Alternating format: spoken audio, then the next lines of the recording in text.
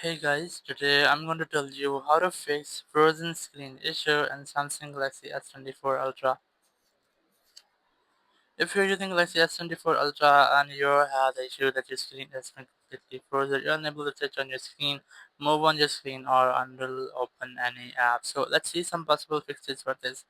So there's a best and perfect fix for this issue. You have to make a forced restart using these buttons, not inside from your settings app here. My screen is not frozen, but if your full screen had been frozen, so it might be a best fix for you. You just have to press and hold your volume down and the power button for almost 15 seconds here. So let's try this. You have to press and hold your volume down and the power button. The very first, you just have to wait for a black screen here. Just wait for this. Keep holding the buttons. Once you see a black screen, just wait for Samsung logo.